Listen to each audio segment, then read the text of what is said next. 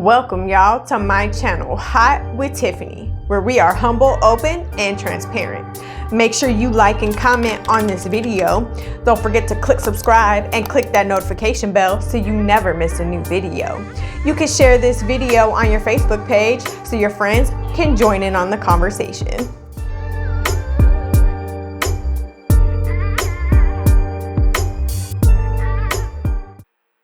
Hey y'all, thank you so much for joining me today. I just want to start out every episode with a little disclaimer just saying I am not a professional speaker, I'm not a preacher, I'm not a teacher, I'm not a prophet, I'm not an evangelist, I'm not an apostle, I'm none of those things.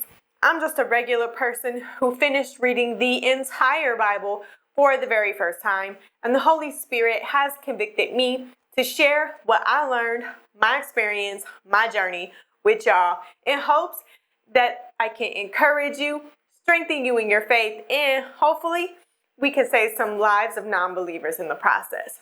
And today I'm going to talk about anger and how to deal with your anger. So I know me, this is something that I have really struggled with over my entire life. Like, I have always had an anger problem. I have a short fuse. I easily get frustrated over the smallest things. And I have learned quite a lot just by reading the Bible. And I have also come up with some tips that hopefully help y'all as they have helped me as well. So let's dive into just kind of talking about what the Bible says about anger. So something that I learned is that it is okay to feel angry. It's an emotion where all people, like, it is okay to feel angry, but we need to learn how to deal with it correctly, and we must address that feeling. We cannot just ignore it or allow ourselves to be angry. In Ephesians chapter 4, verse 26, it talks about be angry and sin not. So once again, it is okay to be angry, but we don't want to sin in that anger. In James chapter 1, verses 19 through 20, it talks about how you need to be slow to anger. And then it goes on to say that human anger doesn't produce righteousness that God desires. So we need to learn how to slowly get to angry. Like, we shouldn't just go from 0 to 1,000 and then just be angry like that. We should be slow to anger. And then just realizing that human anger doesn't produce righteousness. It can't. God desires righteousness from us. And we have to understand that anger will never produce righteousness. So we have to check that thing very quickly. In Proverbs chapter 29, verse 11, it says, "Don't vent your rage, but be calm." So once again, right, like, we know that we're going to get angry. It just happens, but you don't want to vent your rage. I know this is something that I struggle with at my last job. I would be so enraged about things and I would just go off. And the type of job that I had, it was like a call center job. And even as a manager, I had to, like, my desk was on the floor. I didn't have an office. And I would vent my rage and I would just blow up and cuss, like, right there on the floor in front of, like, all of my employees. And it's, first of all, it's not a good look for a manager, you know, and it's just not a good look as a human. Like, we need to learn to be calm. We need to have self-control. Like, when you start to feel those emotions coming, like, we need to learn what we need to do in order to check those things. In Psalm chapter 4, verse 4, it says, "Don't sin by letting anger control you." Once again, it's like, yes, we know that you're going to get angry. It's a human emotion. It's common. But you don't want to let anger control you, because when you let anger control you, you are going to sin. That's why, James says that anger doesn't produce righteousness, because you tend to sin in that anger.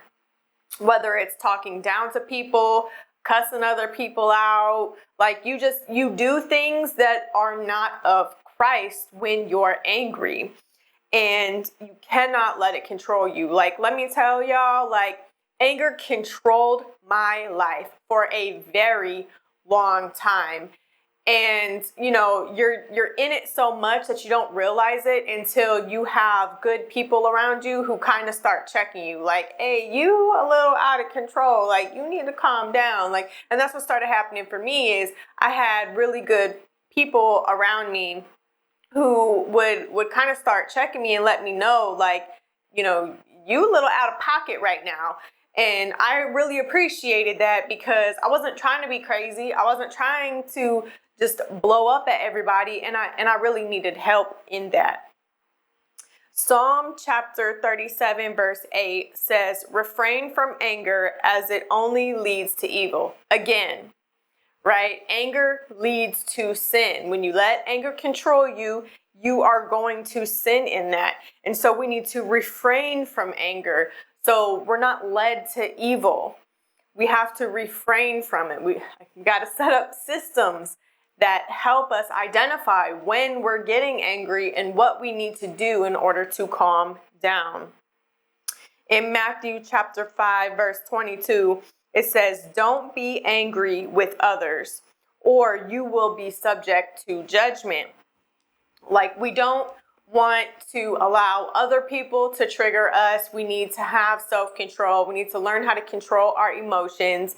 And we don't want to be angry with other people.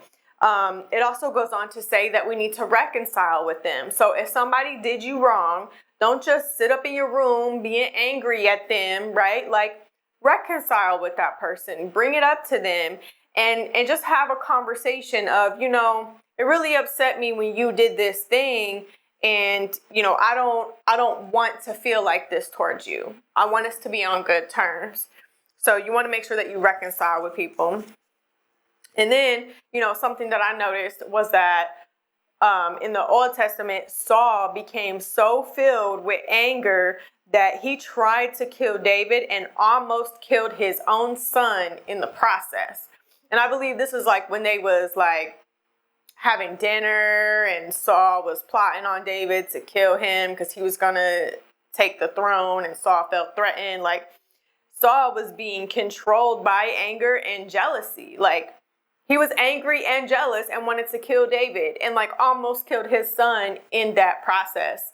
So you really have to be careful with your anger. You got to check that thing, because it can really cause damage in your life. And sometimes unreconcilable damage at that. And one thing that like really helped me kind of understand myself and kind of start checking myself is the realization that your feelings equal flesh. If you can equate your feelings to being your flesh, then that kind of helps you understand how much you need to check those things, because they can really get out of control and lead you to sin and lead you down a path of evil. So, how do you deal with anger? Or how have I dealt with my anger that might help you? So, number one, remove yourself from the situation before you act on anger. So, one thing that I learned, and it's in one of the later tips, so I'm not going to spoil it for you, but one thing that I learned is that there are signs, there are physiological signs that tell you that you're getting angry. So for me, it was my heart starts racing. And like, I can feel things in my body change when I get angry. And I kind of feel like hot-headed. Like, I feel all this heat go into my head. And all I know is when I get angry, I just want to act. I want to lash out. It's a defense mechanism for me. And so when I start, feeling my heart pound like that, that's a warning sign, like, okay, I'm getting angry. I need to remove myself from the situation so I can calm down and so I can start to think objectively about what's going on so I can figure out an appropriate response to this situation. The second tip for dealing with anger is you need to dig deep within yourself to understand why you feel this way. So what I've learned about myself in dealing with my anger is, for me, anger is a default response. I'm either happy or angry because those are the emotions that I was shown as a child, and I don't know how to process anything else. So anger is a default response for me. So if I'm sad about something, I'm angry. If someone upset me, I'm angry. If someone hurt my feelings, I'm angry. Like, anger actually started to become a defense mechanism for me. If I felt like somebody was attacking me as a person, I'm angry. Anger is a default response for me for like literally everything. And what I learned is, so I have to start asking myself, okay, stop. So I know anger is a default response. So what do I really feel? What am I really feeling in this situation? You know what? I feel hurt. This person, said this and it made me think that. Okay, why did it make me think that? And then it's kind of like the 5 whys. Like, you ask why 5 times until you get to the real issue. You get to the real feeling, because it's usually not what happened in the moment that made you angry at something else. Which leads me to my next tip, is find a way to appropriately communicate the root issue. So you have to understand, first of all, you need to get to the root issue of why are you angry? So if you ask yourself why 5 times, you typically get to the root issue of why you became angry. And I'm just going to kind of make up a scenario, but if I had a conversation with somebody and they made a comment, and I'm objectively looking at the situation. Okay, so what was it that triggered me? Well, this person said this thing to me. Okay, why did that make me mad? Well, it made me mad because it made me feel this. Well, why did I feel this? Well, I felt that because I remember a time when I was a kid and this person said this to me and it made me feel this way. And it's like, oh, okay, so my issue is not with this person in front of me. My issue is a childhood trauma that I have not dealt with. So once I kind of figure out, like, okay, that's what my issue is, then I need to go back to that person and be like, I'm sorry for getting upset with you. I really got upset because something you said triggered a childhood trauma for me that I'm still working out on. So I apologize for what I said or what I did or whatever the case may be. But you got to get to that root issue. Right? And then you have to appropriately communicate the root issue. And you don't have to tell everybody your business, you know what I mean? But if you acted inappropriately, because you didn't remove yourself from the situation soon enough and you acted inappropriately, you do need to go back and apologize, because you was out of pocket for whatever you did or however you acted or whatever you said. Because I know me, my mouth is nasty. And I say some nasty stuff to somebody when I'm mad. And it be stuff that I don't even mean, but I just be talking out the side of my neck. Like, I be crazy. And then the last thing that you can do to deal with anger is seek counseling. Now, let me tell you, I sought counseling because I recognized that my anger was so out of control that everything I was trying to do wasn't working. And I finally realized, like, you know what? I need counseling. I need to talk to somebody. I need somebody to help me come up with coping mechanisms or even just get to the root issue, because I feel like there are a lot of unresolved things from my childhood that I need to deal with. I need to face those things and I need to deal with them, so that I'm not always getting angry all the time, jeopardizing my job and affecting every single person that I work with on a daily basis. And it was in counseling that I started to learn a lot of things. Like, in counseling, I learned, okay, step 1, remove yourself from the situation. It was counseling that I learned, okay, you need to figure out what your triggers are. It was counseling that I learned that I need to figure out the change in my body when I start to get angry. So I know when I need to remove myself from a situation. And in counseling, we came up with different things that I can do to try to calm down. There's aromatherapy that you can try. I also tried like exercise, like just trying to get all of that adrenaline out, where I would like run up and down 4 flights of stairs at work, y'all. Like, this is at work. I was doing these things at work because that's where I get triggered the most.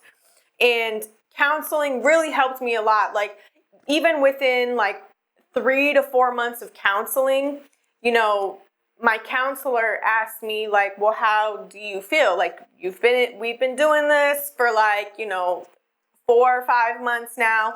How do you feel? And I'm like, well, I feel like I still have issues, but I guess maybe I'm kind of better. And she was like, you're a lot better. Like, when you came to me, you were in this state of mind. And we worked through this thing, we worked through this thing, we worked through this thing, we worked through this thing, and now you're here. She's like, I understand you're not where you want to be, but you have made a huge impact on from where you started to where you are today. So don't be ashamed to see a counselor. And I specifically sought out counseling versus like a therapist or like a psychiatrist or a psychologist, because I don't want to take medicine. I've been down that road when I was a teenager, and you can prescribe me all the medicine in the world. I don't take medicine. I don't take pills. Like, I have to be in excruciating pain for like 3 hours before I even take an ibuprofen. I do not take pills, period. And it's hard for me to take any kind of medicine at all. And so like, I don't want to see those kind of doctors, because you're not going to shove pills down my throat and expect that to fix me. No, I need to deal with my mental issues. I need to deal with my past. And that's why I sought out counseling and looking for a certified counselor, which has really helped me. So just to recap, tips with dealing with anger: remove yourself from the situation before you act on anger. Dig deep within yourself to understand why you feel this way. Find a way to appropriately communicate the root issue, and then seek counseling. Hopefully, this has helped you open your eyes in regards to an anger issue that you may have in your life, or anger that you experience consistently in your life. Hopefully, these tips help guide you down a path where we can seek freedom from this bondage called anger, and Jesus can break those chains for us. Thank you so much for joining me today. Make sure you like and comment on this video. Don't forget to click subscribe and click that notification bell so you never miss a new video. And in case you didn't know, we do have a Facebook page. Make sure you go and like that Facebook page at Hot with Tiffany so you can join in on the daily conversation, get daily inspiration, and you will be the first to know when a new video will be released. Thank you so much.